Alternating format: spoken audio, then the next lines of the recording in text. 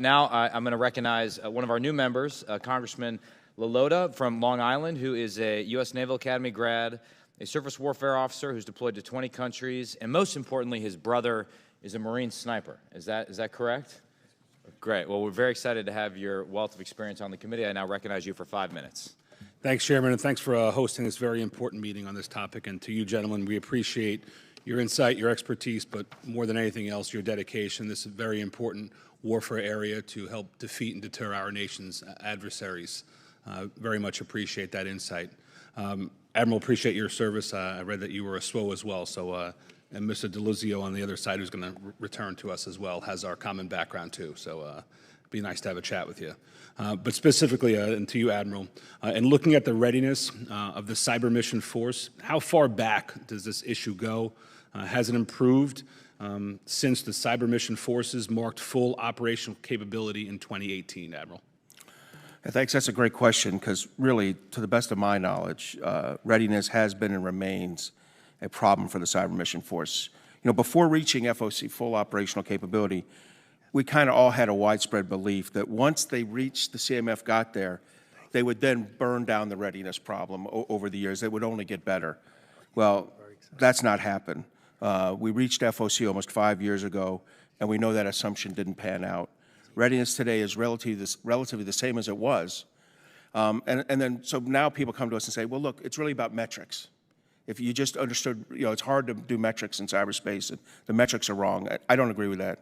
I think Cyber Command under Admiral Rogers and then General Nakasone has absolutely laid out some good cyber metrics. And the truth is the services aren't meeting them. You know, it's not always a priority. It's sometimes a priority, not always a priority. And when you don't prioritize cyber, the train, maintain, equip functions, it won't function. And really, it's unreasonable to believe that pursuing the same course of action for a 6th year in a row is going to get us healthier. I appreciate that, Admiral. And, my second and last question is for Mr. Brose, sir. In hearing your testimony, it reminds me of the wise words of our Chief of Naval Operations, Admiral Gilday, get real, get better. And I especially appreciated your Moneyball analogy. You also mentioned in your testimony how technologies are changing the characters of war, the technologies such as AI, our autonomous systems and robotics.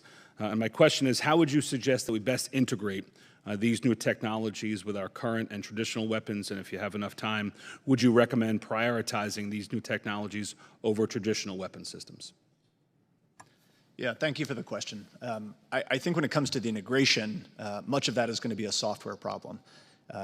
This is a solvable problem. Modern software is more than capable of figuring out how to, pass information to and receive information from military systems. In terms of integrating from more of an operational and organizational perspective, I don't think we've even begun to scratch the surface of that. And I think the problem is because we don't actually have enough of these capabilities to even begin to wrestle with the kind of question that you're posing. So I guess my contention would be, first and foremost, we have to start fielding these types of systems that are absolutely available now. We're not talking about, photon torpedoes and cloaking devices.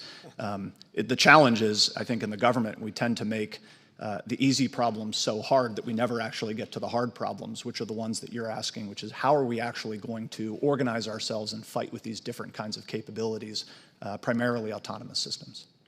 Can I jump in on that for 1 second? I have to tell you, one of the issues is that the services do not procure munitions in the right level. So as we develop a new system, and I'll give you one good example, something called the long-range anti-ship cruise missile. Every war game I play about a dozen a year as the Blue Force commander. We need about 1,200. We'll say 1,000 or 1,200. These are unclassified war games. The Navy and Air Force have 240 right now. We're building, the Defense Department's input every year has been 38 to 50. Congress has bumped it up to 75. If you do the math on that, the department won't get us there to 2045. So this is the most critical weapon in the war fight with China, and we buy it at absolutely minimum production rates at the factory. And the reason we do that is we cut munitions production. Every service puts in 100% of the munitions they need at the beginning of the budget cycle, and it is the bill payer every budget cycle. And with China, it's the long-range anti-ship cruise missile and the SM-6 missile and a few others. With Russia and Ukraine, we saw it was the Javelin and Stinger. We burned through 8 years of Javelin production in 9 months of combat. That's unacceptable at munitions production rates. Thank you. I yield back.